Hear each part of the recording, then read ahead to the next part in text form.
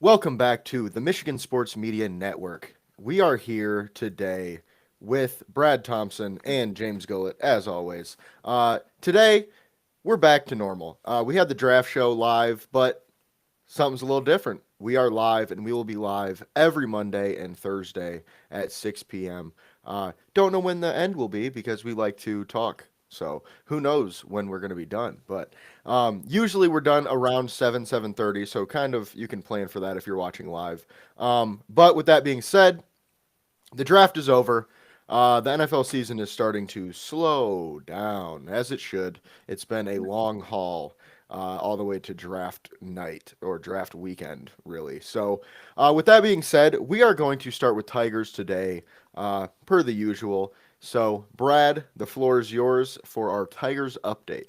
All right, thanks, and good afternoon, guys. Good evening, whatever. Oh, by the way, there's no such thing as normal on this show, so but so hey, let's start. Hey, Tigers, what can you say, man? I mean, they've gone from in the Major League Baseball power rankings, they've gone from 8 to 5. You can make a case they could be higher. Uh, they've got the best run differential in baseball right now, and that's huge. What does that mean? It means they're getting their offense, and obviously they're getting their pitching. Their offense, I think at least I thought coming into the season that this was going to be very challenging, and it's still, it's still, it's still made. But you know, there's only three players right now with over 100 at bats, and I mean, I think we know who they are: Green and Torkelson. Uh, the other one's escaping me right now, but I mean, AJ Hinch. What can you say about him? I mean, everything he touches is absolutely working. It is just it's unbelievable, and it's right now it's shaping into a three-team race. I don't know what the hell's going on in Minnesota. I mean, I got a feeling that their coach is going to get bounced there, the manager's going to get bounced. Chicago. I mean, it's going to take 10 years to have them dig out of that cluster. You know what? Um, KC, if they got to start getting better pitching. They seem like they're turning it around a little bit, and but the Guardians, they just they're like that net. They're like the mother-in-law that just won't go away and keep this like, dude, stop. I get it, stop. But no, they're just a good baseball organization. They draft well, and their minor leagues are great. So, but with I mean, this is by far the best run the Tigers have started with. I mean, they have got outside of they're one game behind having the best record in baseball. And so we got to keep in mind because with the injury concern, remember I said if they can take the two minus two thing. I mean, right now they're 8 games over 500. So I'm not going to go there and start crowning them right now. There's a long way to go, but I'm still going to do the 40 games. Sparky Anderson always says judge our team by the first 40 games. I'm uh, I'm definitely willing to do that. And I mean, the yesterday Skubal, that's what I mean. That's about it. Well, I'm not going to say that. That's vintage Scooble. I mean, he had 11 Ks through 6 innings. Hello, his changeup literally was unhittable. I mean, he had guys just going like this. All right, look at me like with my putter after about 7 beers. I mean, it was. I mean, and no walks, no walks. I mean, it's unbelievable when he throws like that. Nobody's touching him. And that's the great thing about Scooble is if these guys go on a little bit of a losing streak or whatever, Scooble's always going to be the stopper. All right, he's not going to let this thing go on to 7, 8 games. He's always going to be there, and that just gets people out of that funk too. Time to start saying some good things. I mean, about what we've seen. Torkelson, I tweeted yesterday that he's the best player in baseball. I completely forgot about this guy named Shohei Ohtani. All right, because he's just going to be. I mean, and Torkelson, is he one of the best players in baseball? We'll see. Okay, but for right now, he is playing like a top five player in the game.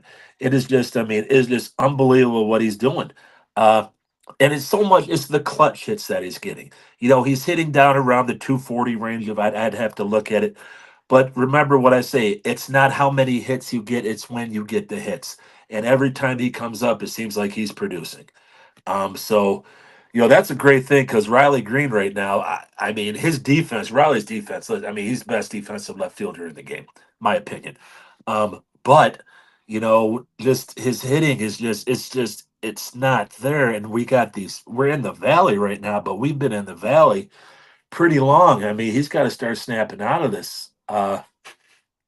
McKinstry, I kind of talked about if he was going to be solely a third baseman, I was worried about his hitting and the stats. But McKinstry is the type of player that I think's coming. That the more he plays, the better he is. He's not the type of guy that can sit, and play two, maybe three games a week. It's just not in his DNA. When he plays and he plays on a regular basis, you can make a case right now that he'd be an all-star. I mean, he's hitting 321 and he's versatile. You can put him anywhere like AJ loves to do. And AJ's, I think, kind of said, you know what? He's got to play every day, so I'm going to find a spot for him every day. Uh, Unbelievable. And then, I mean, who would have guessed that Javi Baez, I mean, is he playing like the $25 million a year? Sorry, I'm pulling a Tykeal Williams there. Is he playing like the $25 million, a year player? No, he's not. But he's playing good. I mean, let's break down these numbers. I mean, if you would have told us this, he's hitting 301. 301 for Christ's sake. He's only struck out, it says only, but he's only struck out 19 times. All right. He's got a 244 K rate, and that's sixth among the starters right now. So I mean, he had a big day yesterday. He's playing center field like he always should, like he should never have played center field. He should always be out there. Like since the beginning of his career, he's like a duck to water. He's a natural out there. Uh, but what he's really been doing is he was saying he's let that ball travel deeper. He's reading the stitches a little more coming out of the hand. He said I wasn't really reading the ball out of the hand, and he's also changed his stance a little bit. So this is night and day. And people are saying, and even I thought, it's like, was he really putting everything into it when these guys were going through their trials and tribulations? Did he really want to be here? I think that is true. Okay, I just do. It seems like that's the way Javi is wired. But you know what? I don't care because this is a good ball club. And if this gets Javi Baez rejuvenated to come even, I mean, he's not going to play like a $25 million player, but if he can play like a $15 million player, I mean, look at what we've got here. We weren't counting on Baez. Respectfully, we weren't counting on Torkelson. We weren't counting on Mize. We weren't counting on McKinstry. So these guys are coming out of nowhere. They're coming out of the woodwork. And I mean, when Green gets hot, look out. And if Green gets hot, it still remains to be seen. But on the injury front, Matt Vierling is nearly, he's supposed to be ready early May to mid May. So he's definitely nearing a return. That will allow him to either go to right field and Carp can go back to the DH role, which I think is very important for him. Um, you know, right now, Colt Keith's hitting a bucket, a 182. That doesn't get it done. He's playing on a regular, he's playing on a regular basis, hitting 182. So I mean that's gonna signal something's gonna happen here because he gets in right field, Cart moves to DH. Keith, there's no other choice. He's gotta go down. He just does. Okay. I think like they like what they're getting out of Jace Young. They're getting some great defense. They're getting that gritty type of player. Uh, so Colt Keith, and I think when Perez is due at the end of May to come back, so I think you're going to see Colt Keith and Justin Henry Malloy go down. You can't have a 182 and a 204 guy in the lineup. Alex Cobb is coming back. He threw live, supposed to be back. Sometime next month. Obviously, he's not going to break down that. He's not going to break the starting rotation. That's the best rotation in baseball. One guy over a 3 ERA, and that's Reese Olson, who just made this Padres look silly.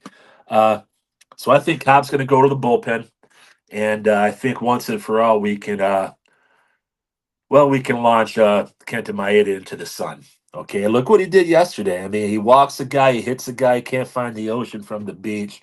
He's got something up here. At first, he didn't have any good stuff. His stuff was never good to begin with, in my opinion. I don't know why we gave him a 2-year deal. And now it's inside his head. And now he's doing this and this and this. Dude, get the fuck out of my town. All right, he's got to go. Bo Brisky, he got a shot of cortisone in his ankle, so he's going to be back next month too. That just gives you, hey, just keep adding on to this pen. I mean, good God, it's just unbelievable. They've got this guy Chase Lee. I mean, for this guy, he's got a 3/4 motion, and hitting a 3/4 motion, it's a bitch. Okay, I mean, on right-handers, he's going to be tough as hell. Okay, got to be careful on left-handers because if you come right into them, you're coming right into their wheelhouse. So he's got to get a little better command. But I really like the dimension that he brings to this ball club. He is he's just playing great. Let's see, Will Vest. I mean, you talk about bringing pure gasoline, and he's got the mindset to be that closer. All right, he's got the mindset. I'm not sure Brisky. I think Brisky's going to be more of an eighth inning setup guy. Him and Conley will do that a little bit. But Vest, I think he's just taking a stranglehold. Goes, look, man, I'm the closer of this team. Give me the ball in the ninth. It's a wrap. So I really like where he's coming from right now, and I mean, Tigers, they have the pitching staff. They have the fifth average runs against. They're third in ERA. They're second in WHIP. They're third in shutouts, and they're sixth in saves. I mean, the reason why they're sixth is coming to these guys. It's not safe situations. Yesterday was not a safe situation. They're putting a hurt on this team. So, do I think Water will hit its level? I don't, but I think that the play is going to kind of. Well, who knows? I mean, hell, I said they got a lot to worry about, but they might be coming back to earth for a little bit. That remains to be seen, though. Like I said, AJ Hinch, he's a genius. I mean, he's arguably the best manager in baseball. I think Bruce Bochy in Texas is. I think you got to give him that. But AJ Hinch, he's top three. It's not even close. Uh, so, an interesting little fact about the Tigers, just a little thing, is that for the first time ever, they are playing right now in Houston, which is the Central Time Zone. Then they play in Colorado on this trip, which is the Mountain Time Zone. Then they go out to California and play in the West Time, in the Pacific Time Zone. Then they come back to Detroit and play in the Eastern Time Zone. So, first time ever. Take it for what it's worth. But to end on here is all our teams have an idea. Well, let me get back to that. Our teams have an identity. Lions, grit, balls to the wall. Okay.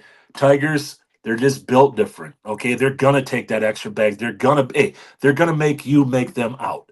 Okay. When you put pressure on a defense in baseball, it is goddamn tough. Okay. It's just as tough in basketball. It's just as tough in football. All right. You pressure that team. The guys are getting out of the box. They're looking to go first to third. McKinstry was a great example of that yesterday. Make the defense make plays. All right. Um, with the Pistons, they're young, they're scrappy. Okay, it's back to work. All right, and the Red Wings, yeah, fire Eisman. So yeah, losers, redheaded stepchild. You suck. Fire Eisman. You gotta go, Eisman, but you never will. That's why you're never gonna be fucking irrelevant anymore. Fuck you, Red Wings. Other than that, I'm great. Back to you guys. All right. Well, great stuff as always, Brad. Well, on the Tigers, I personally was going to go to the game last That sucks. Friday. And as I was on my way there, I was 1 hour away. I live 2.5 hours away. So I was already too far to turn around. Game was canceled, well, postponed to the next day. Couldn't stay the night because of circumstances. So I was not able to see them. Hopefully, I will see them at some point this year. But shout out to our winners of our ticket giveaway that did go to the game the next day. Hopefully, you guys enjoyed yourself, and I know it was a great day for some baseball. So, hopefully, the doubleheader worked out well for you guys. But with that being said, if you want to be a part of giveaways in the future, follow us on X or Twitter at MI Sports Media, and subscribe to our YouTube as well as our Twitch. And you could be next. So, with that being said, moving on to the Pistons. Man, The no call. Okay, look, man. I have been on this show many, many times, guys, and I have said I don't think the Pistons really have a chance, right? Then we saw them play each other. I was at the game live the week before the playoffs, which the Pistons did win, and it was in pretty good, I wouldn't say dominant, but almost dominant fashion. They played the game pretty well. They were down double digits in the third quarter, so kind of a back and forth game, but the fourth quarter they definitely took over. But this playoff series has been a little weird. Like the first game we almost won in MSG. And then we win game 2 in MSG. And so it's feeling like we're coming back to Detroit. Shit's going in our favor. We're going to be all right. And then we lose game 1 in Detroit, which, it wasn't really that close throughout the game. And then we brought it back towards the end, which it felt good to bring it back, but it was a loss. Game 4, though, was a travesty, folks. The Pistons couldn't really seem to get much going outside of Cade Cunningham. Kind of throughout this series, a couple guys like Tobias Harris, he had his first 2 games he played pretty well. He was kind of our second option there. But last game, man, we it looked like we were gonna get our asses kicked. Honestly, I'm gonna keep it real. The first half was tough. Like I was worried it was gonna be a rough one, and then the Pistons came out. They had an okay third quarter, and then they really turned it on the fourth, and they brought it all the way back. They were battling back and forth at the end, and then as we all know, the Tim Hardaway no call on the 3-point shot. Tim Hardaway Jr. Tim Hardaway Jr. no call on the 3-point shot. And it was just... It's one of those things, man, where it just really grinds your gears, Because I didn't think the Pistons had a chance. And they almost made it 2-2 going back to New York. And that could have been a real difference maker. Now, at this point, look, man, I'm not going to count them out, but I pretty much am. I mean, I just don't see a way the Pistons can come back. And it's kind of what I said coming into this, playoff series. Karl Anthony Towns is going to be too much for us to handle, especially without Isaiah Stewart. He has been really, really getting us. Jalen Brunson, of course, has also been doing his thing, especially the last game. We all know he's a flopper.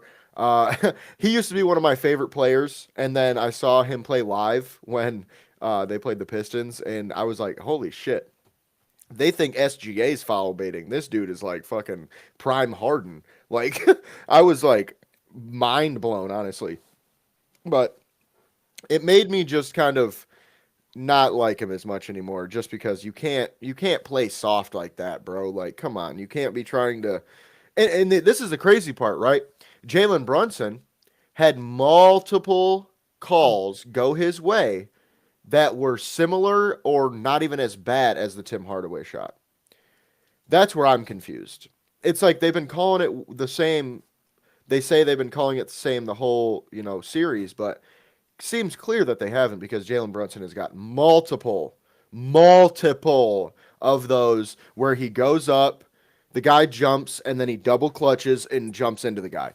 They've done that. And that's not even what Tim Hardaway Jr. did to the full extent, because he was going to shoot it and was trying to get out of the way so he could actually shoot it, and then decided last minute to just stay there. And that's when Josh Hart smacked his hand. I mean, that's a foul, folks. I don't know what else to say about it, honestly. The fact that we're even talking about this is crazy. And on top of it, the NBA came out and said they were wrong. It was a foul. So here's what I think should happen. I think, okay, before the next game starts, you put Tim Hardaway Jr. on the free throw line. And you say you get three free throws. I almost just had a tongue twister there. You get 3 free throws. We lost by 2, right? Or 1? 1. Got to make 2, bro. You make 2 and you guys win the game. Because at that point, the game was over. There was no time on the clock if that shot goes in. Or if he's fouled, he goes to the free throw line with maybe 0.6 seconds. You know what I mean? It's nothing. You can't even get a shot up. That's what I think should happen. That seems like the most obvious way to fix this, in my opinion. Why not? There's no time left on the clock. It's basically end of regulation anyway. They should have looked at it in the first place, in my opinion, but they didn't.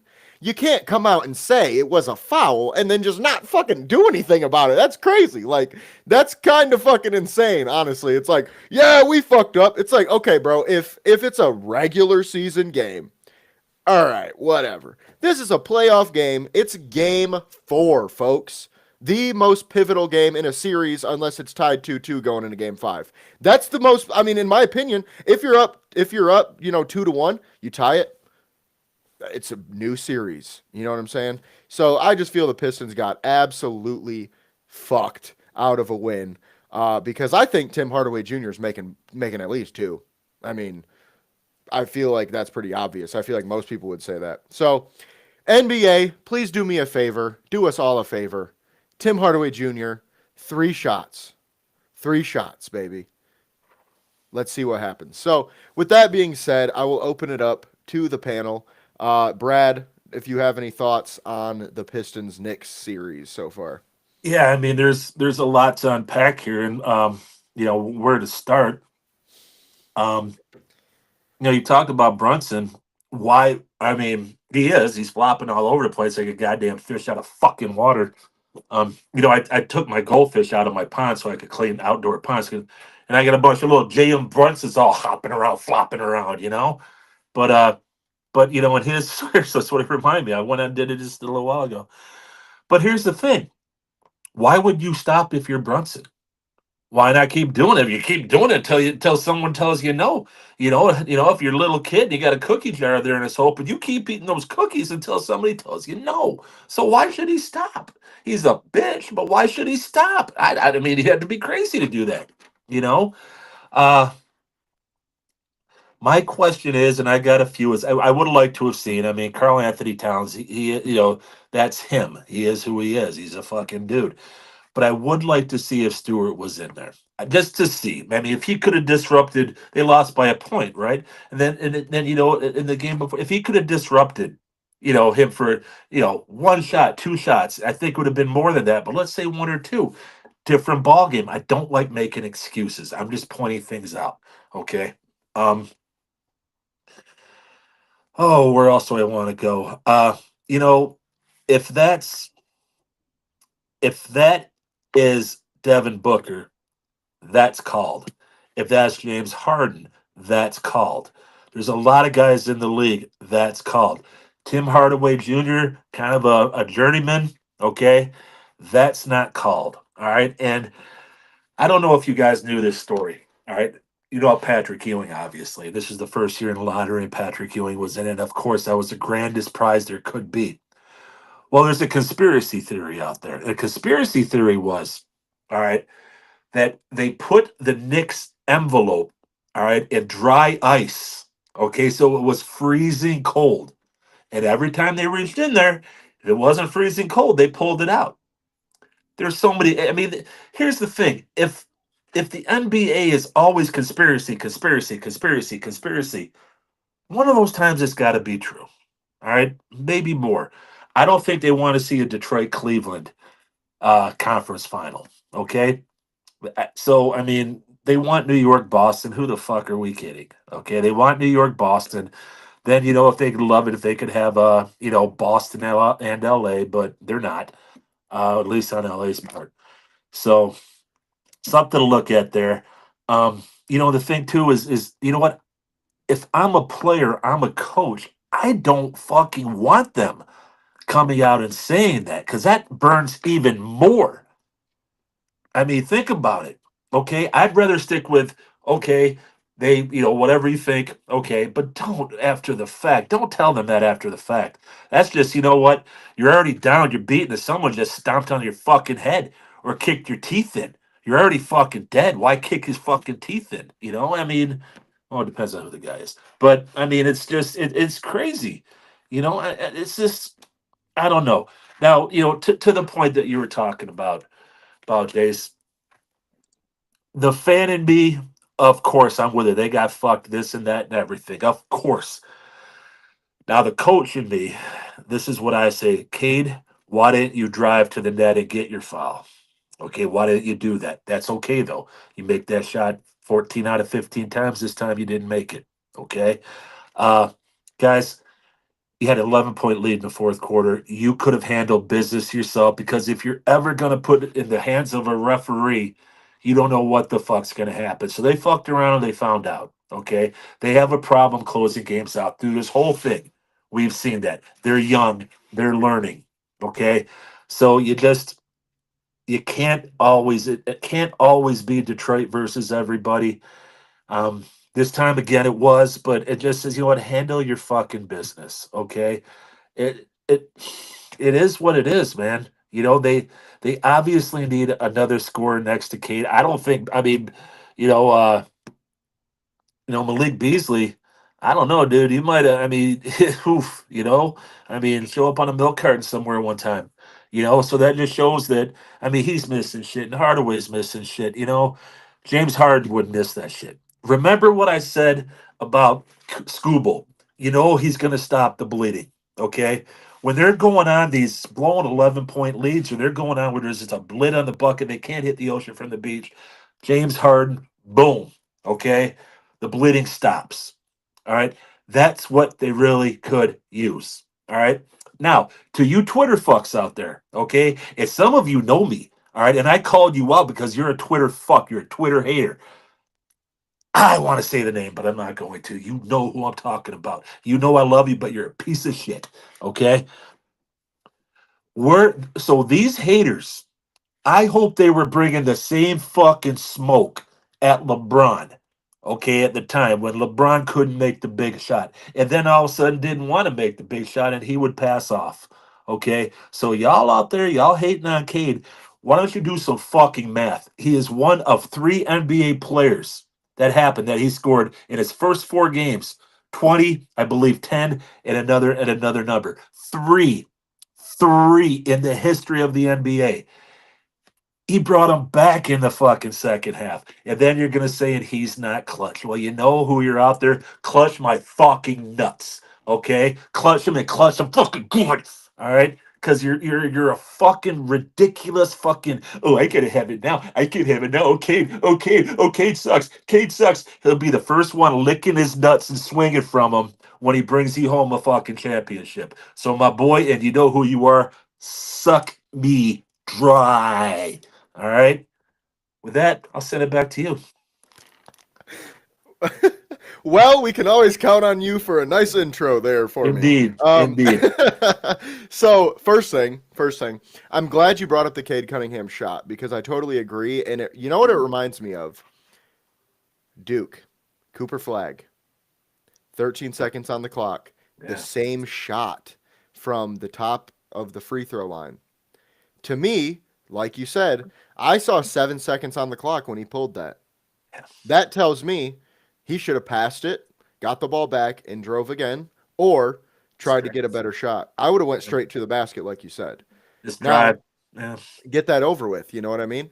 Now, with that being said, I'm glad you're on the James Harden train because Loved I it. brought that up a couple weeks ago, and it's like people are. I've brought it up at work to a couple of my coworkers, and they're just like, "What the fuck?" And I'm like, "Trust me, bro. If we had James Harden, we would be feeling a lot better right now in this playoff."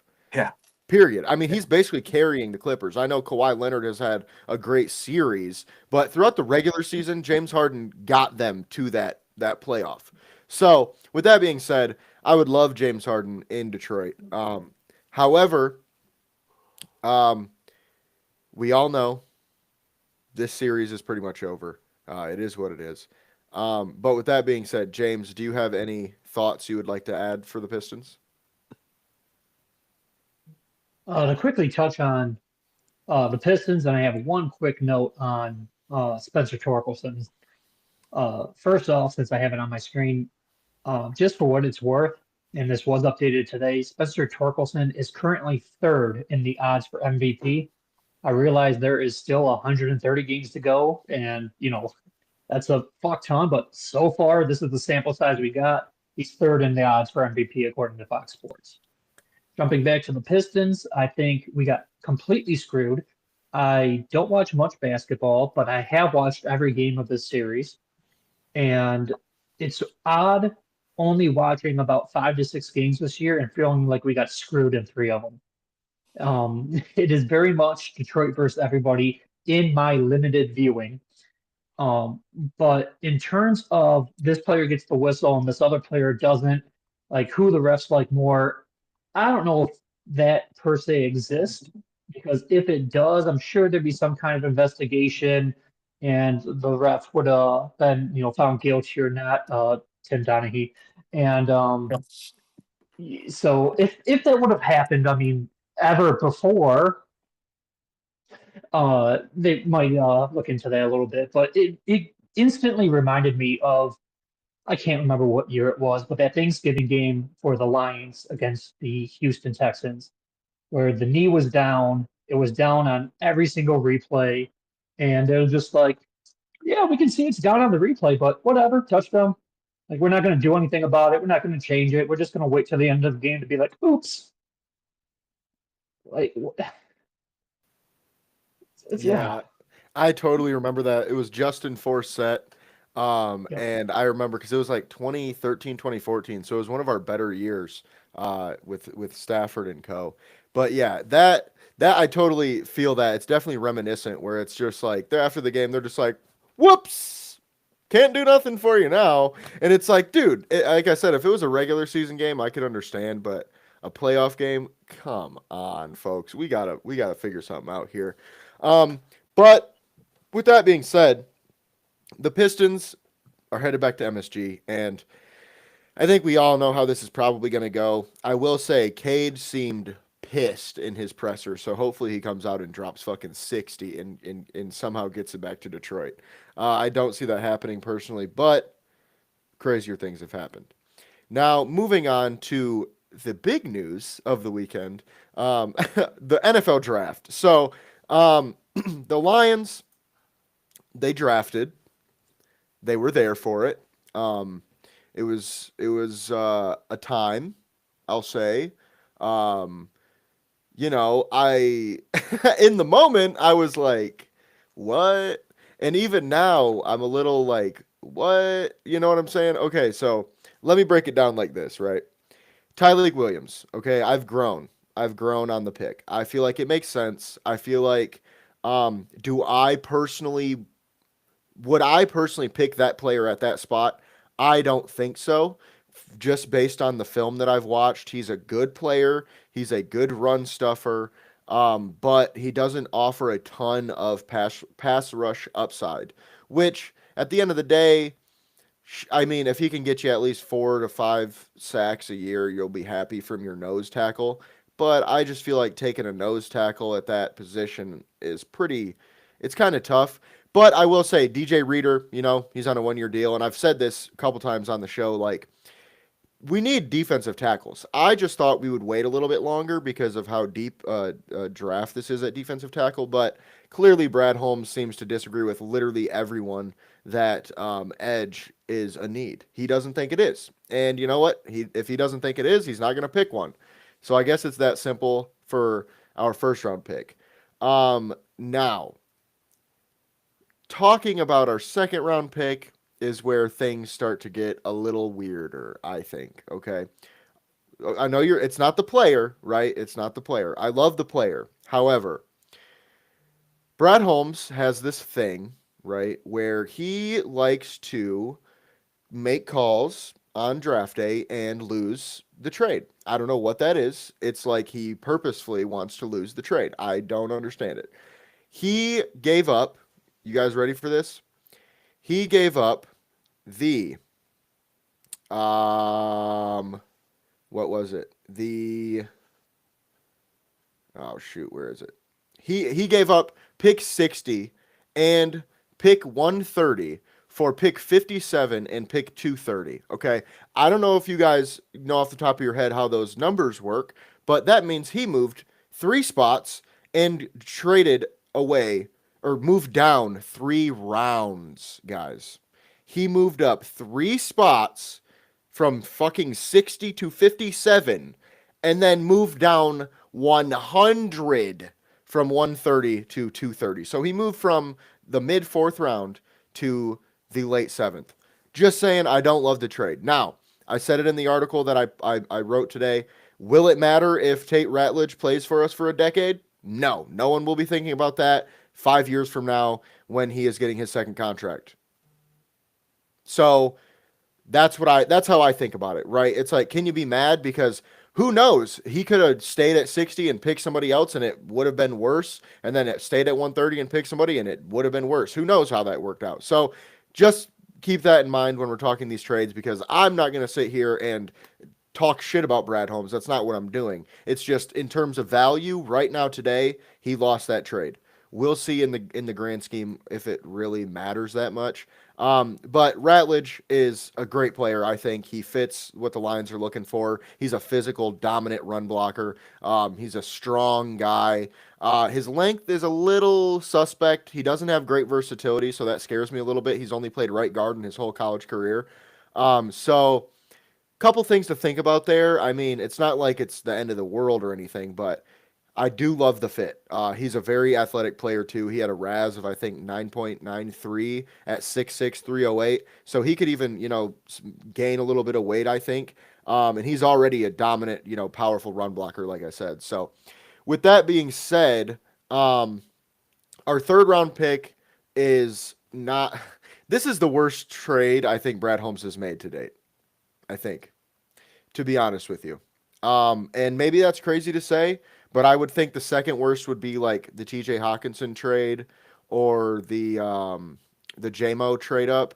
No, actually the JMO trade up wasn't that. It was not great, but it wasn't terrible. The Hawkinson trade, I only say that because you trade him to a division rival and you got a third round pick back.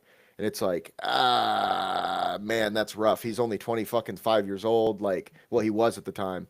And it's like, now he's a stud over there in Minnesota that we have to worry about 2 times a year. So that's the only reason I would say that. But by far, I think this is his worst trade, and here's why, okay?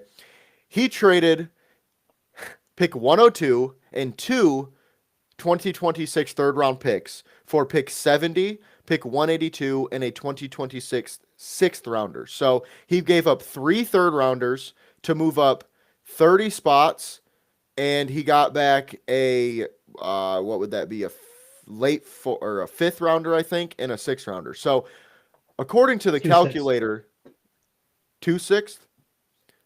Okay, so according to the calculator, they lost that by over 100 points. So just think about that. I mean, that's a pretty rough trade.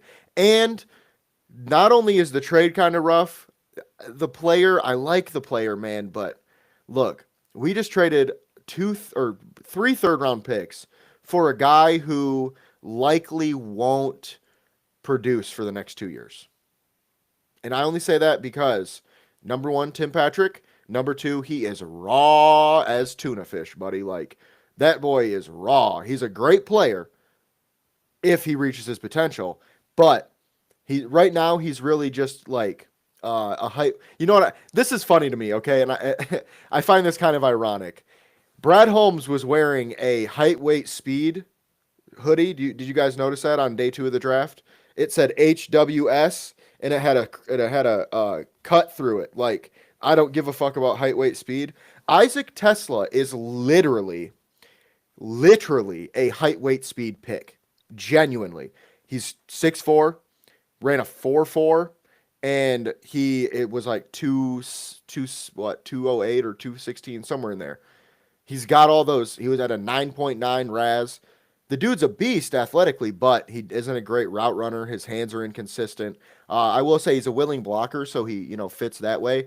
And the one thing I'm worried about the most with him is that he is a bit of an older prospect. He had 5 years in college, so just kind of take that into consideration on top of the trade up. But like I said with Ratledge, will it matter in 4 years if Isaac Tesla's our starting X and he's averaging 800 yards a year?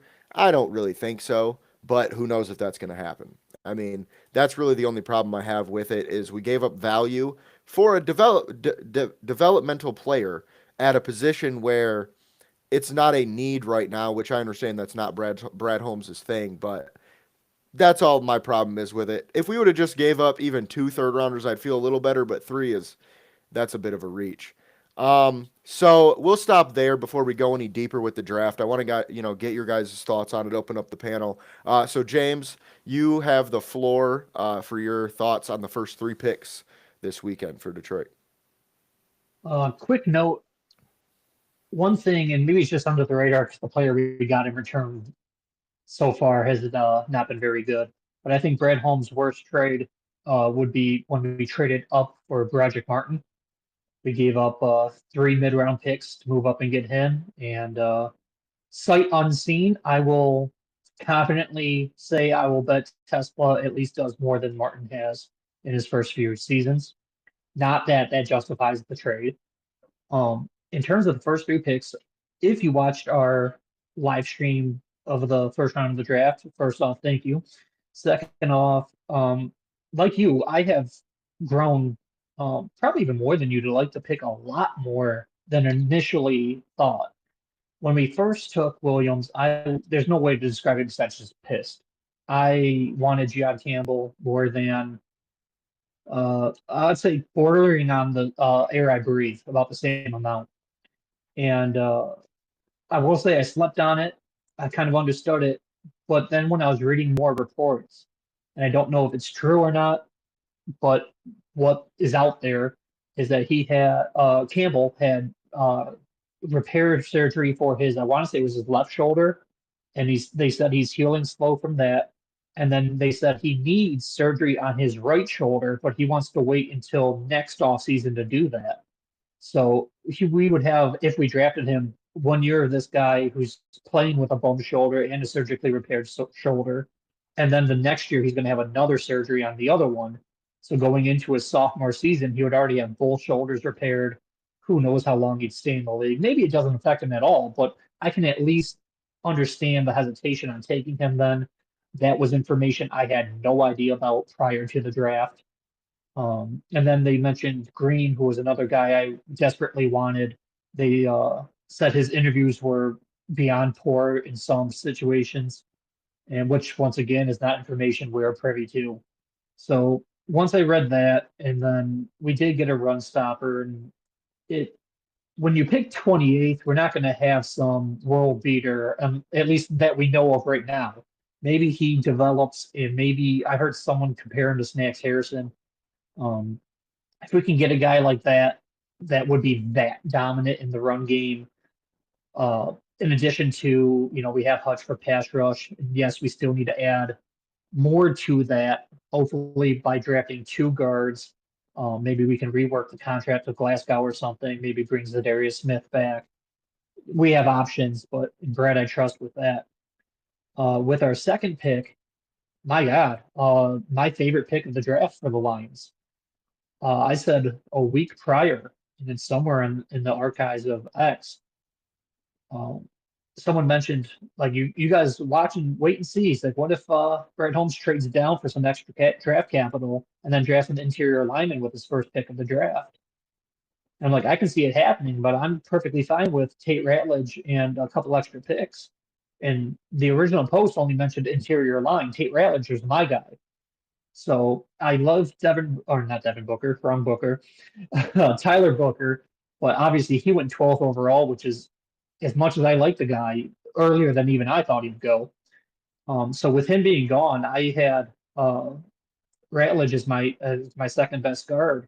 I did have him over North Dakota State. I'm spacing on his name right now, but I did have Ratledge over him. He's the plug and play, as Jay said.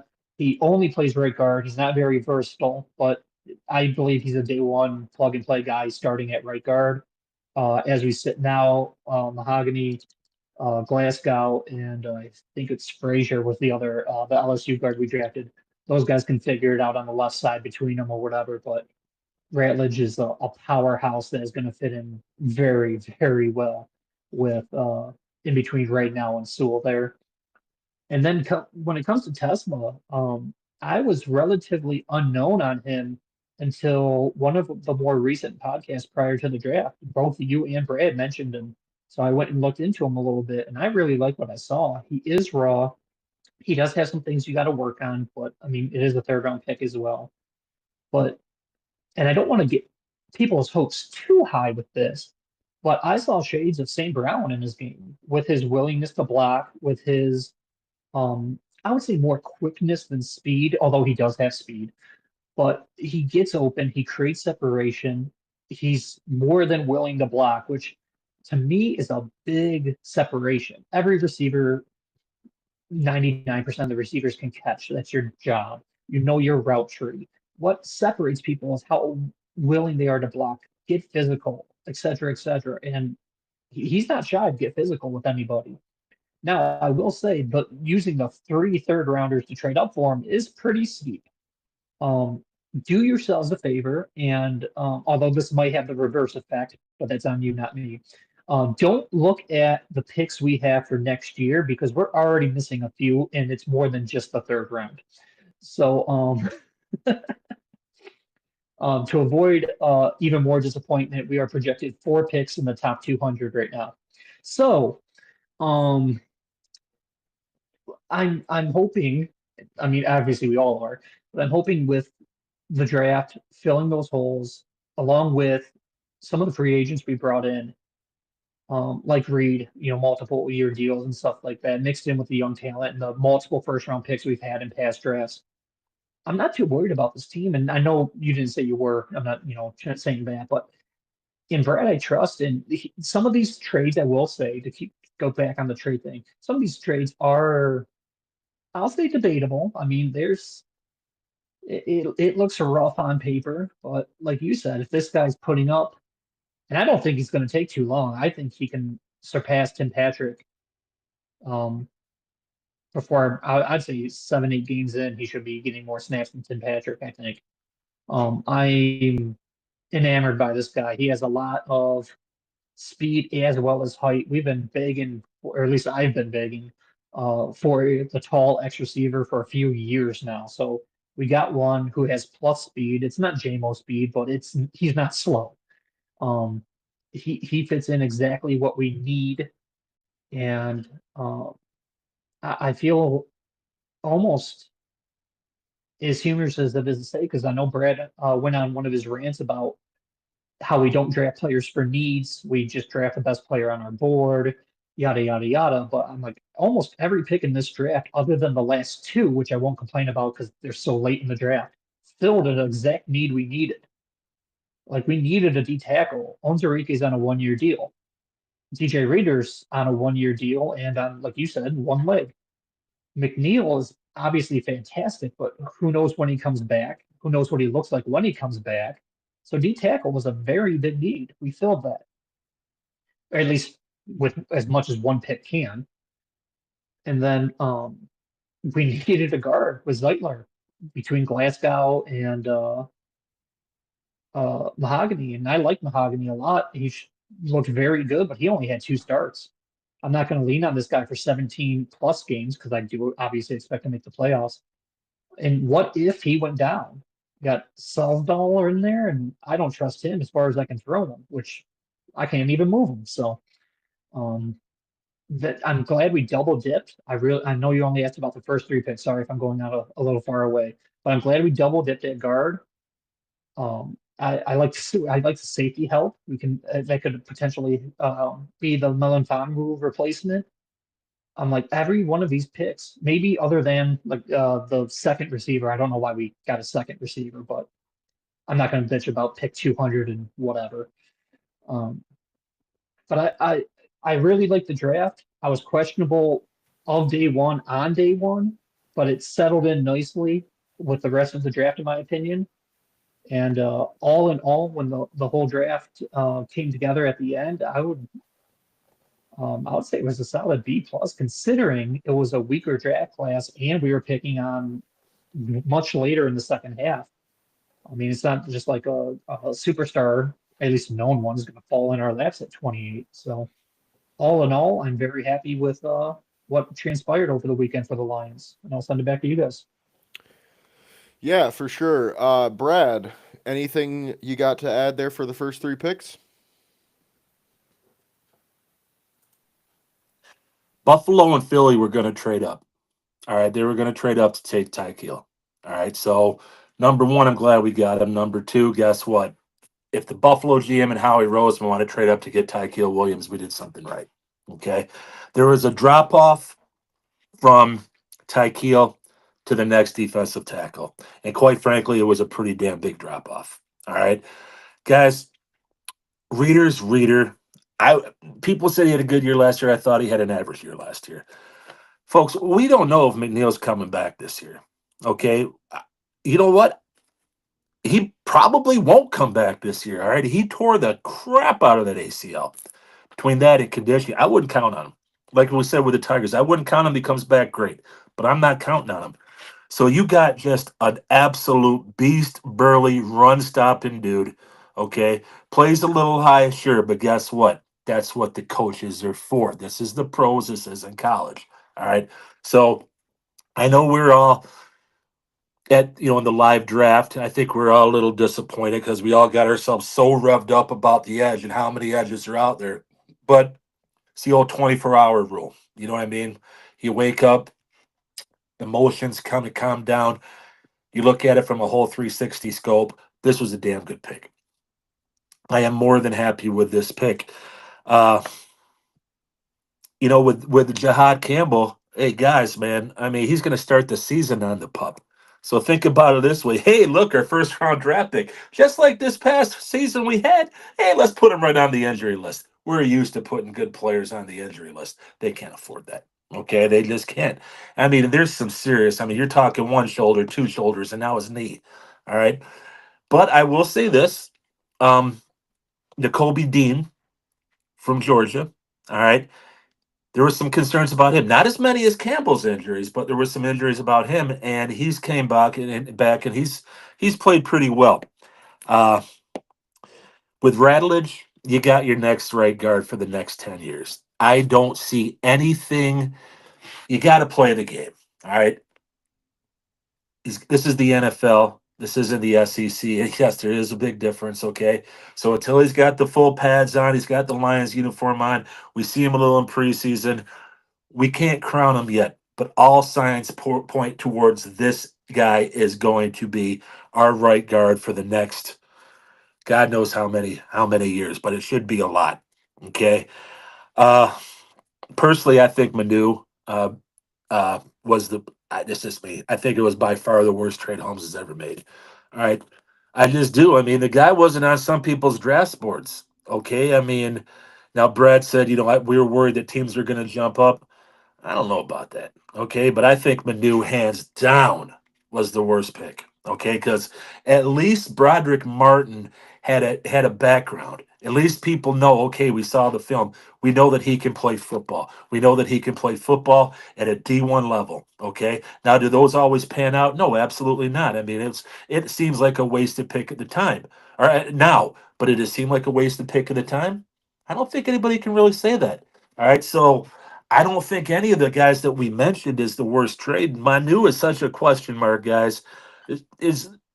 Does he look intriguing? Absolutely. If it pays off and he uses that whole athletic ability, good God. But I'm going to tell you right now, this is going to be hit or it's going to be miss. There's not going to be anything in between because he's not that type of a player. He's not going to end up being an average player. He's a hit or he's a miss. Fair enough. It's fourth round. He gave up a lot of capital. Or did we have a third? Was it a third? We gave a four. We traded up in the fourth, right? Fourth, We but we traded gave a up a third third. next year for a fourth. We Yeah. traded this it. year. Yeah. Yeah, that's a horrible trade. I'm sorry. It just is too many question marks. You could have got him maybe later. Okay.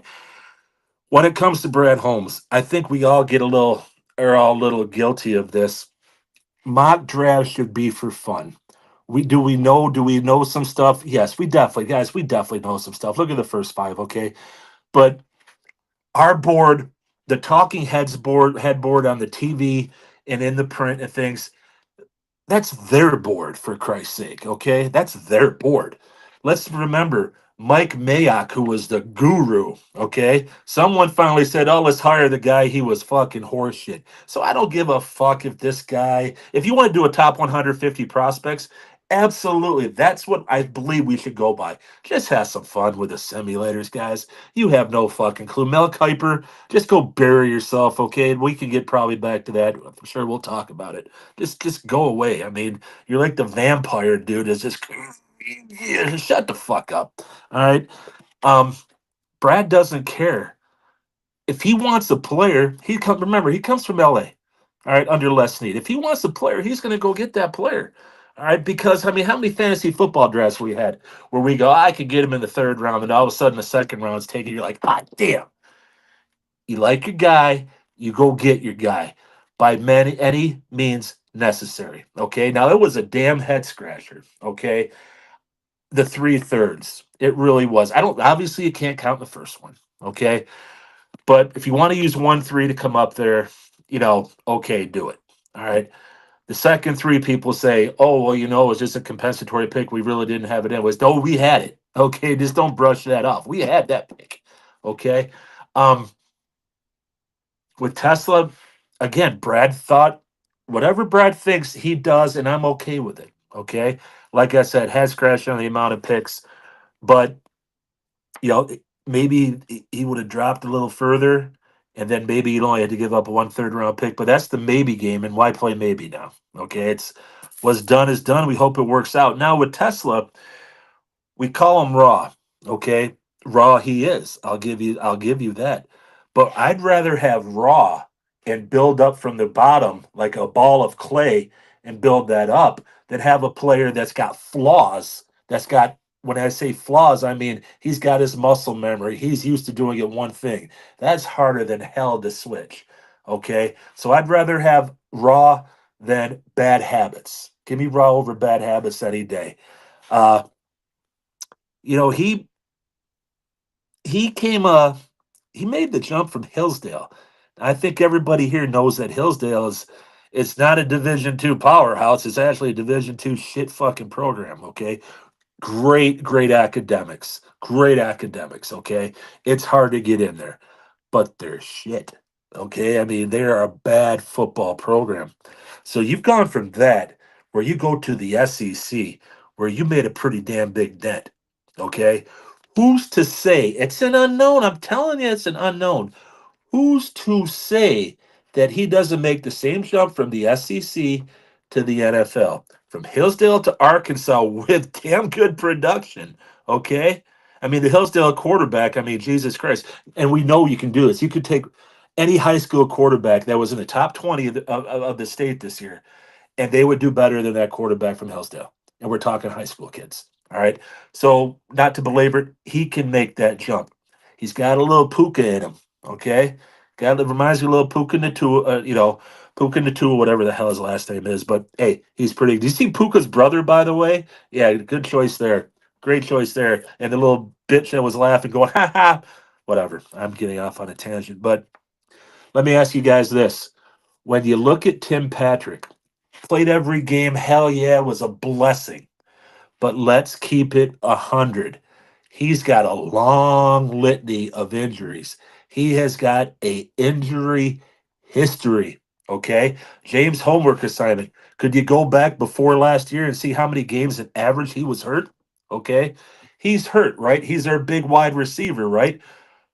What if he goes down? His history proves it. Guess what we have? Okay. We got a big guy that can step in. Khalif Raymond's not going to step in. Okay. Uh, who else do they have? Who else do they even freaking have? So this guy could end up playing. What if we got him for the second half? What if we get him for the second half of the season? He's actually ready to go. When you get in that red zone, hell, you get inside the 30-yard line, let's even say. Okay. You got Laporta, you got Patrick, you got Tesla. I mean, hell, and obviously you got St. Brown, you got JMO. Pick your poison. You all got big receivers except for St. Brown. I'm just saying that. Am I saying that this guy's going to be the next Puka? No, I'm not. I'm saying I see traits there. So, head scratcher on the number of picks, yes. Remains to be seen on what he could do. Let's see what he can do, guys. Let's just flat out see what he can do. And with Brad, I mean, I'll tell you, Manu, Hooker, Martin, yeah, those didn't turn out. Okay, but how many more did? All right. So again, when he sees this guy, he go gets this guy. And I think it's turned out to be pretty damn good. Everybody was bitching. Remember this, and I heard those two chowderheads on the radio driving home. I don't even know why I wanted to do that. Remember how much everybody was bitching about us trading up for Jahmyr Gibbs? Remember how everybody was bitching about how we went and got Laporta? Okay, how's that working out? How's that working out? Gibbs is probably the next to Saquon, best running back in the NFL. Oh God, Gibbs, you don't take a running back that early. Well, it worked out pretty goddamn good. Okay, so I'm not ready to say, oh, Brad, you got to win this year or you're on the hot seat like some idiot did on 97-1 today. Volante dickhead. Um, it's a good. Hey, it's Brad Holmes. He's a top 5 general manager in the league. I'm going with what he has to say. So back to you guys.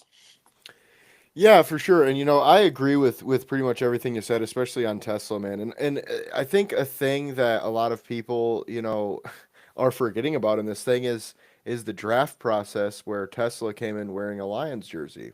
I personally think that's fucking sweet. That's awesome. Like that tells me he just wants to be here no matter what. And it's a good point, with we never know what that could be. I don't like the value of the picks, but like I said before, we got to see how it goes before we make any judgments. So with that being said, moving on to the next pick in the draft, Miles Frazier, and this might be my favorite pick out of all of them that we did. I just am a really big fan of his. He's a wide body, thick framed, lengthy interior guy, but he's 6'6", 324. He played all over the LSU offensive line last year. Only thing he didn't play was center, so maybe we could get him to play some center here in the future, but I mean, I'm not really sure about that one. With that, okay. Thought I had a sneeze, so we're good. Anyway, but with that, I do feel like he's not an excellent athlete. Like Ratledge, he's a great athlete. 9.9 RAS, like I said before. Frazier, he doesn't move the best. I wouldn't say it's terrible, but I would definitely say it's, below average movement skills. He's a decent athlete, good enough to get the job done pretty much. But what he really excels in is being able to use his mass and his girth and like the double teams, down blocks, all that kind of stuff where he can really use his size and his leverage. He's a pretty good pass protector too. Does well getting into his anchor. Shows good timing with his punch. And I personally think he might never be like a star, but he should be a consistent, interior piece for us going forward. And I could see him starting at left guard next year for us, but I could also see him being more of a depth piece. We'll kind of see how that goes. Either way, I won't be mad. The trade that we made, we actually won by 3. So Brad wins a trade up in this draft, which makes me feel a little bit better.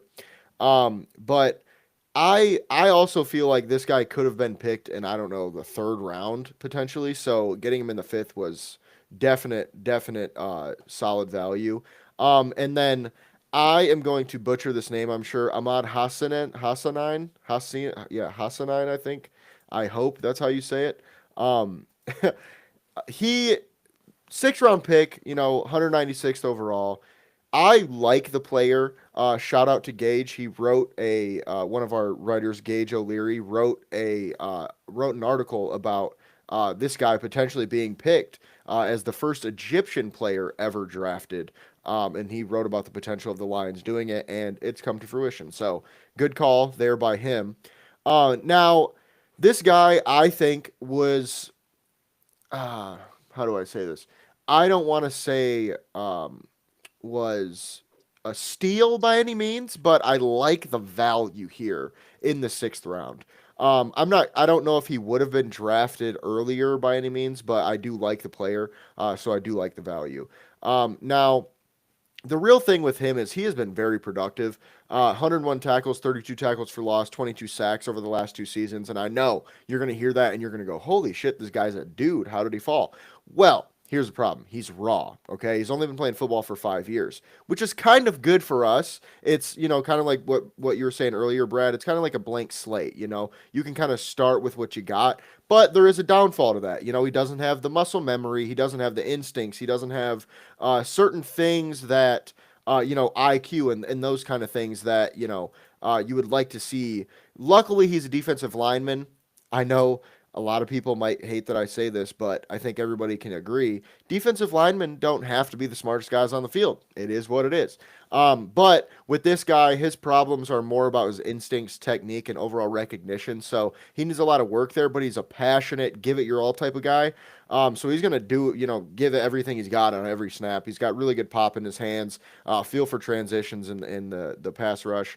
And he does well at getting to and hitting the quarterback. Obviously, Boise State is going to be a lot different than the NFL. So I won't count on that last one too much. But the things that worry me, they worry me a little bit to the point where I don't know if this pick's really going to ever mean much.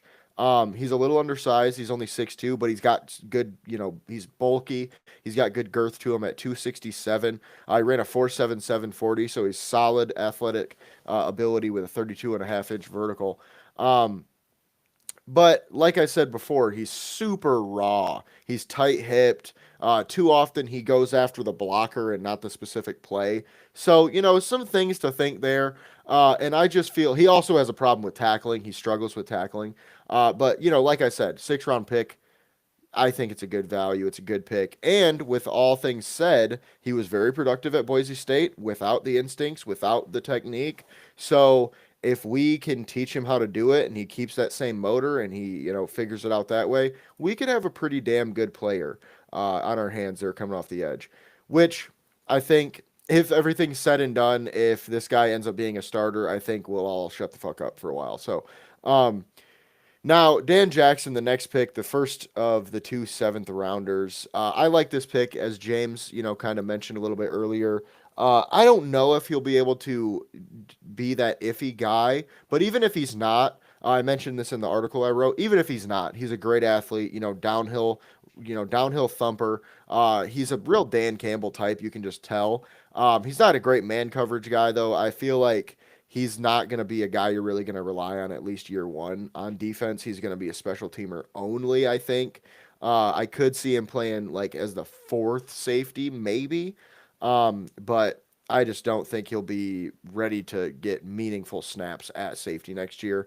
And then the last pick, Dominic Lovett from Georgia. James, you mentioned earlier you didn't really like the pick. Well, I didn't understand it either, but then I went and watched the film. And I actually really like this pick, man. I feel like I don't know how I hadn't really heard too much on this guy. Now, before I get too ahead of myself, I'm not saying he is our next Amon-Ra by any means. It's a 7th-round pick for a reason. He's a smaller guy, only 5'10", 185. He's a slot only, but he did run a 4.4 flat, so he's got some speed. One thing I really liked about him, though, was his rack ability, run after catch. He's really good at it in really every facet, like whether it be catching a screen or getting through contact after the catch. He's pretty shifty as well. It really shows his ability to make defenders, miss in space. The one thing I really liked about him, too, that I'm sure Brad Holmes and Dan like, too, is he's a willing blocker. I know he's a small guy, but similar to Amon-Ra, he really gets in there. But the real negatives on him are his physicality and his hands. His hands are not that great. He's not great at contested catches. So that's kind of where he's completely opposite from Amon-Ra. Not the greatest hands, and like I said, lacks physicality, especially getting off of the press. So, do I think that this guy is going to be a game changer for us? No, not really. Do I think he could be a solid special teamer next year and potentially maybe, I don't know, take that Khalif Raymond role? Sure. And I love the pick for that reason, okay? Because I really like Khalif Raymond, but he's getting a little bit older, and we need a new guy to... And, he's basically the same dude. If you think about it that way, watching his film, it felt like I was watching a similar player. So, with that being said, James, we'll go back to you first on your thoughts on the last few picks. I know you kind of gave us some stuff earlier, but if you've got anything else to add here. Yeah, my bad. I got ahead of myself. I will start this one with my homework assignment.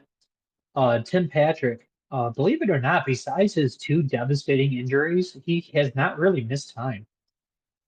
He had 1 year where he only played 8 games. Then he played every game for the next two. Then he tore his ACL in preseason, missed the entire season in 22.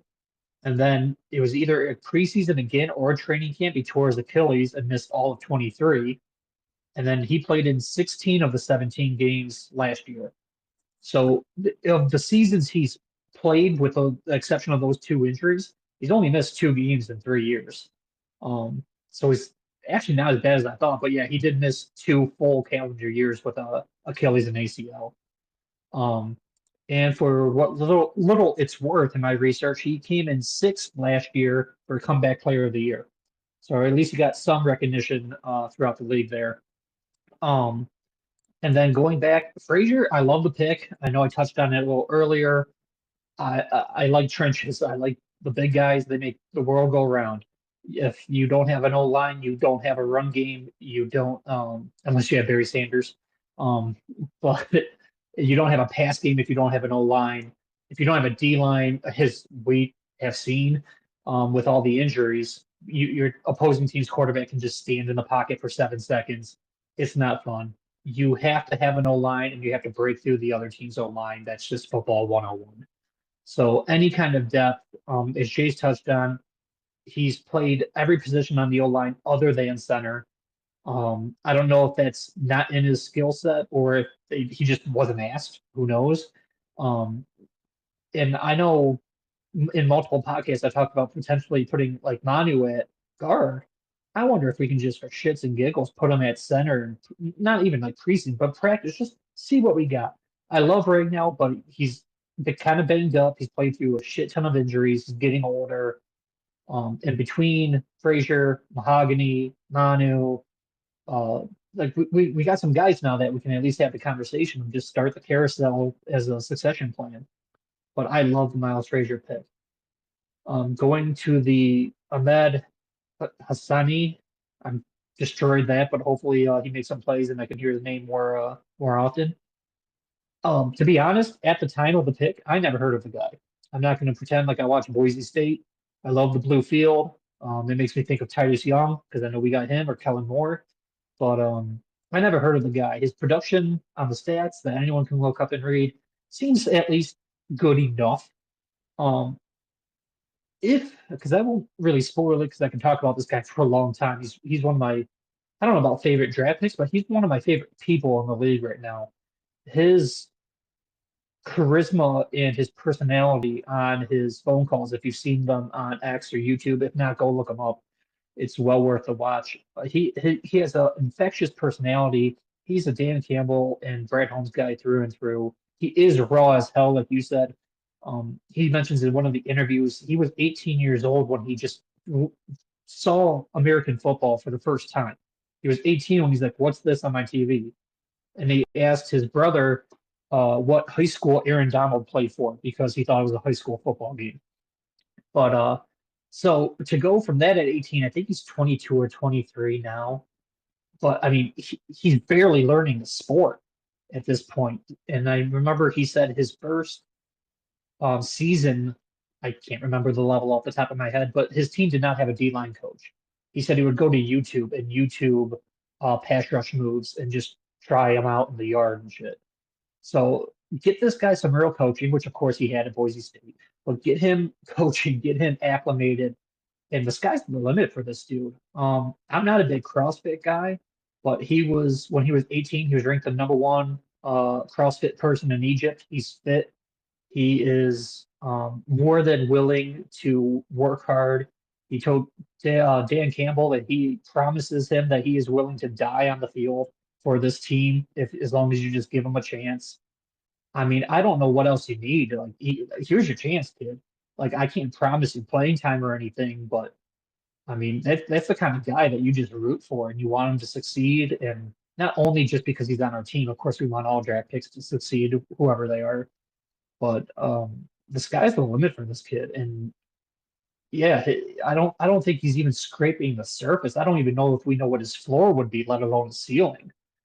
Um, but I'll end my evaluations of him on that because it's just to be determined pretty much. And then Dan Jackson, I touched on.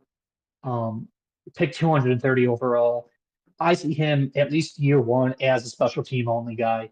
I wasn't earlier, just for clarification's sake, comparing him to Melanfonwu. I'm just mean we needed a safety because we lost Melanfonwu.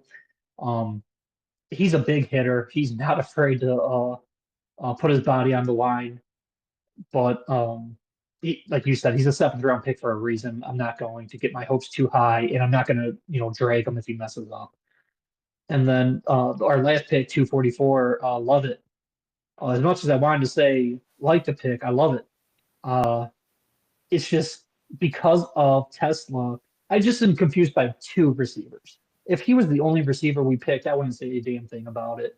I watched the film on him. It looks good. Everything you said about him was spot on. I'm just kind of confused by the two receivers, but as you mentioned, Khalif Raymond is getting older. JMO's contract. I mean, as much as I don't want to bring up that story again, but JMO's contract, who knows? Um, and besides him, I mean, Tim Patrick, he was a nice player for us last year, but he's on the wrong side of 30. He only signed a 1 year deal. So, I mean, maybe both these guys make the team, even if it's special teams for year one, and then we expand their role in year two. But when my first debatable picks are 230 and 244, I can't really bitch about it.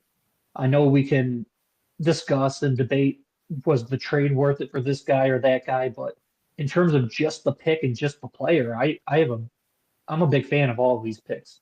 And I'm not just saying that just because I'm a Lions fan. I know there's going to be people, oh, you're a homer. And I'm like, I am, but I can put that aside for my evaluations. But yeah, I mean, if these seventh round picks don't make the cut, so be it. That just means we have someone better.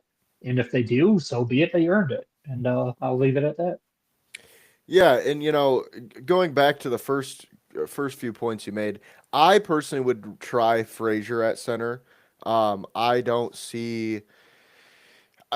I think we need to put the Manu moving behind us. Okay, this is the way I was under the, we could move him to guard thing too, but as an O-line coach thinking about it more, it's like this kid was already super fucking raw as is, and we're teaching him basically how to kick step and teaching him how to do the basics. So like I would hate to kind of hinder his development and try to move him to guard because it's similar, but it's not the same, so you're teaching him new technique, new everything.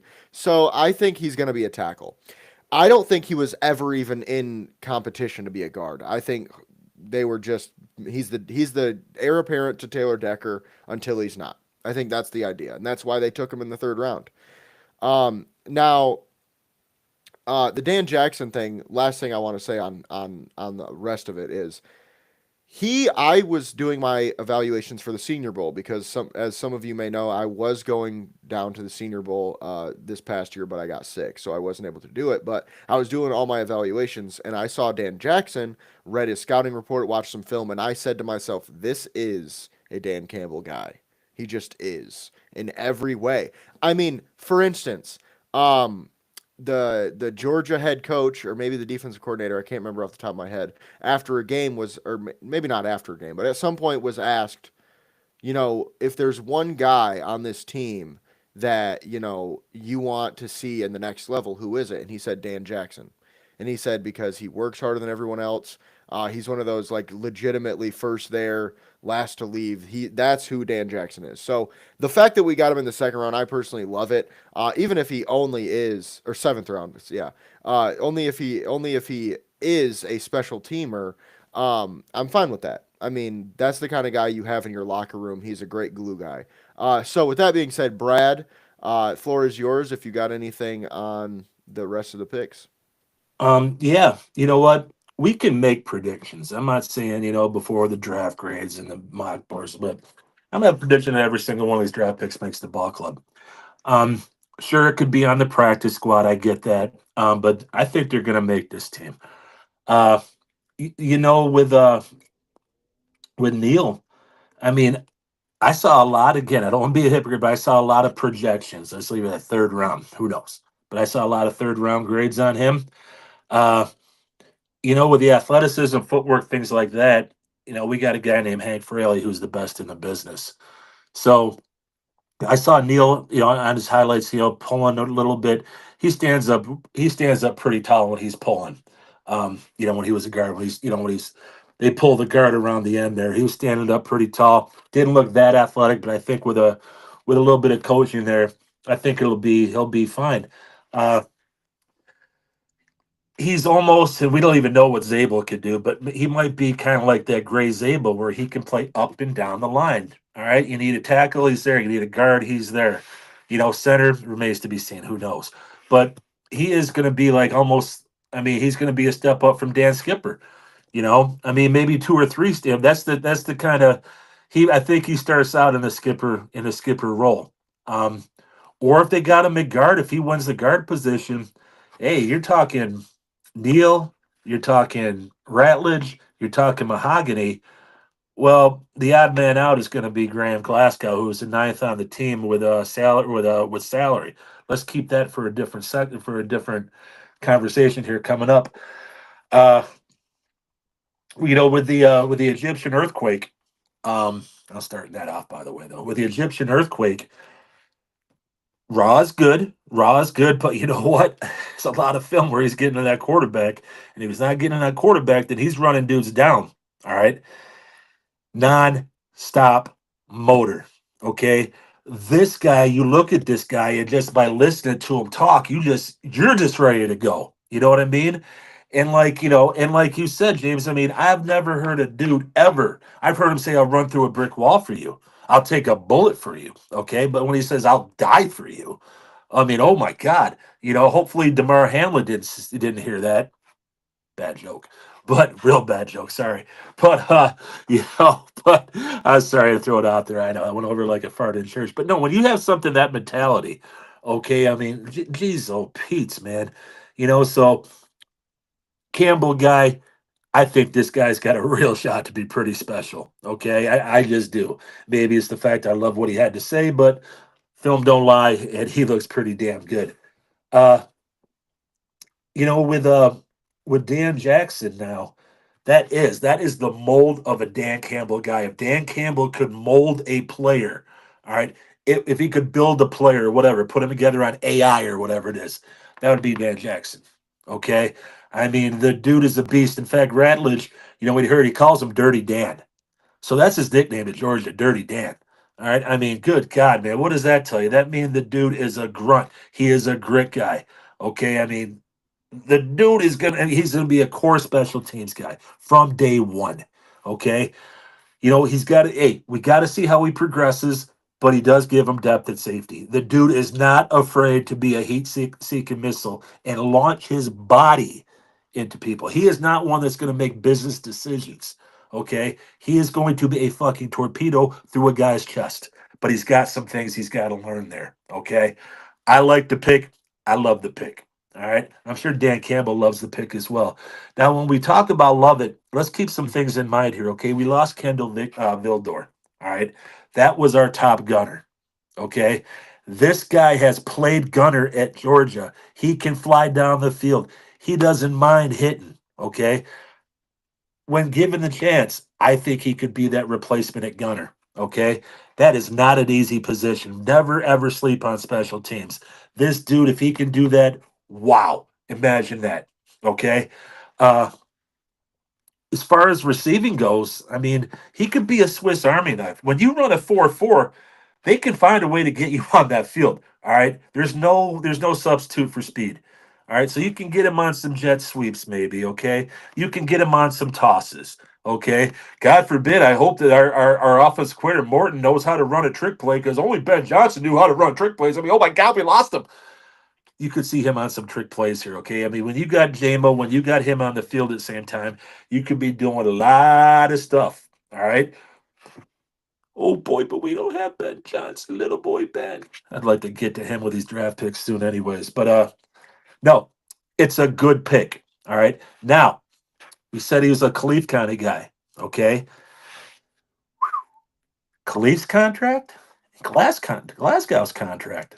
I wonder what those add up to. I wonder if we can just snip, ring, yo, ZD. come on back. Oh, we did take ZD's our nephew, by the way, Meeks from Syracuse. So Glasgow, we're gonna put you out to pasture, buddy. Okay, just go. You're going to the glue factory. Okay, you're going. Hey, you're going. Hey, you're going for bye bye. You're going for bye bye. Then all of a sudden, next thing you know, you can put a freaking old Yeller down. Boom, bury him, leave him where he's at. That's Glasgow. Khalif, you can just, I mean, you can just, he's replaceable. He just is. I love Khalif. My daughter's got his jersey. I mean, but he's replaceable. So there's money there, guys. There really is. And I think Lovett could be a hell of a returner. Again, 4.4 speed. You can't coach that. All right. But to wrap it up, I'll go back to the beginning. I think every pick on this team stays. I think they make the ball club. And if you can, I'd like to see the whole draft picks. I'd like to see what their average RAS is, because that's a pretty big metric that Holmes does go by. That is a fact. Okay, so I'd love to see, because I saw a lot of nines. I saw a lot of 9.3s. I saw a couple like 9.9s. And then when they rank them, I saw like out of 1,050, these guys were ranked pretty high, especially Ratledge. So I don't know. Check out the RAS. I like the draft. I'm not giving it a grade. I give grades on drafts 2 years in. So Yeah, for sure. And good points there, especially on Lovett being a gunner. Definitely, I think that's a reason why they took that pick there. But I'm glad you brought it up because, we were already going there with Zadarius Smith. I do think that was kind of the mentality with drafting two offensive linemen. Now, okay, call me crazy, guys. This is what I think is going to happen, okay? June 1st, we cut Glasgow. We signed Zadarius Smith, okay? Ratledge will be our right guard from day one, and it'll be between Miles and Mahogany for that left guard spot. I think that just makes the most sense. I mean, and like you said, we could even cut Raymond, and, that would free up a little over 10 mil, almost 11 mil in cap space, which is pretty easily, I mean, Khalif Raymond and Glasgow together, just to be clear, is 10 to 11 million. So I think Glasgow's about 8.5. Raymond's about 3. So, like you said, we could basically turn those contracts into Zadarius Smith or another player who I've been talking about a lot, Von Miller, something along those lines. Now, I also am thinking to myself, like, there is a chance we just run with what we got. I really have this gut feeling, man. And maybe that's why Brad Holmes doesn't think edge is a need, is because he knows we're going to get Smith at the end of the day. But part of me just feels like he's just going to roll with what we got. And I'll tell you right now, I just really hope it doesn't fucking bite us in the ass if that's the plan. If Marcus Davenport is going to be our number 2 edge, man, God help us and hope he can stay healthy. But I do think Brad Holmes has a plan, and I think that plan has to do with Zadarius Smith, who has been in Detroit for this whole time with his girlfriend Cash Doll. So they even posted a video. I'm sure everybody already saw this. This was a while ago, where Zadarius, she said, "Come back to Detroit," and he said, "Are you going to pay half my salary?" That to me, okay, that to me means the Lions already had the conversation telling him, "Here's how much we can pay you right now," and that's why he hasn't signed anywhere. That's just my thoughts on that. James, what are your thoughts on bringing back Zadarius Smith? I mean, since we cut him, I thought we were that day when we cut him. I thought maybe we can bring him back to a cheaper contract. I'm all for it. He was still productive. He had 9 sacks last year, and some of those were obviously with Cleveland. A handful of those were after the trade with Detroit in games where he had no Hutch. So half his games with us or so, I don't know the exact number, or without Hutch and without McNeil. And he still got like you said, he wasn't a amazing player for us, but he was solid. He was the best player we had that was healthy. So if you can get McNeil back at some point, a lot of people are saying around Thanksgiving, but I wouldn't hold my breath. But if we have our intact D line, Hutch should be good to go week 1 and everything. I'm curious to see what Zadarius Smith can do when he's not a focal point of the entire offensive line, whoever we're playing against that week. And either way, that's another reason with Williams, because we'll have Williams no matter what. So Hutch, Williams, and assuming we get Zadarius Smith back, um, I like our D line. I just do. And then, God forbid, but if injuries happen, we still have Pascal as a rotational guy. We still have Davenport as a rotational guy. Um, I know Kaminsky retired. I'm trying to think of some of the other depth we have, but if we bring Zadarius back, I know he's not the long-term answer, obviously, but he will be one hell of a band-aid until we can get to next off season. Yeah, and I totally agree with you there. I feel like I said before, Holmes has pretty much always had this in the back of his mind, in his back pocket. Brad, do you have anything to add there before we get out of here? Yeah, I would agree that might be a plan, but I'm leaning more towards you thought a little bit that I think he might go into what we have. Anything can change though. Um, just real quick, you guys ever see that movie Say Anything? Ever see that? John Cusack? James, you see it? You're older. Okay. It's a great movie. You should honestly watch it. It's a great movie. You'd love it, for real. But the guy's girlfriend breaks up with him. And he's not doing some kind of psycho stalking thing. He's doing a lot of great stuff to try to win her back. But there's this epic scene, and it's epic. And just Google Say Anything, John Cusack epic scene. He's got this boombox over his head. It's like 6 a.m. All right, and it's their song. Oh, now there's a GIF about it. You guys, and and he's got it above his head. And it's just, and I'm telling you, that reminds me of Zadarius Smith hanging out at Allen Park headquarters with that boombox saying, "Hey man, I love you. I'm right here. Take me back." I'm telling you, that's what I think of when I think of Zadarius. Yeah, it's the right fit. I mean, look what he did with nothing else. He got 4.5 sacks for this team. Double that with Hutch. Okay, coming back, double it. All right, 8 sacks out of there. Brad's got a plan. Hey, we questioned it ourselves today. Okay, so we'll see what happens. But Marcus Davenport, I got a better chance of dating Halle Berry than Davenport does playing 5 games this year. Okay, so just keep that in mind. All right, so that's all I got. That poor Halle Berry. I'll be back. I was She's gonna getting say, old, but her standards haven't dropped that much. I was gonna say, at least he's gonna play a couple games. I mean, I don't know. Yeah, There's a small chance there. No, zero, but zero. no. So with that being said, great stuff as always, guys. Appreciate you guys for joining me, of course. Um, for the watchers, our first live, show, our first weekly live show. We are going to do this every Monday at 6 p.m. and every Thursday at 6 p.m. Some things may change from then, but that is the plan on how we do this. We're going to be live on Twitch, on YouTube, on X. You can find our Twitch, MI Sports Media, our YouTube, Michigan Sports Media Network, and our X is on my account at JSoSweet, which we will change pretty soon. We got to get our other Twitter on premium. So once we do that, we will swap it over, and then we will be able to stream fully on X. But with that being said, we appreciate you guys for watching. James, you can find him at Gullet_James, Brad at BT8Ball, and myself at JSoSweet. You can find all three of us at MI Sports Media and misportsmedia.com. We appreciate you for being here. Don't forget to subscribe, hit that follow button, and look down in the description. We appreciate everything that you guys do for us. And if you could click that Fanatics link the next time you want to buy, it will help us out quite a bit. So we would appreciate that a lot. The link will be down in the description. So we will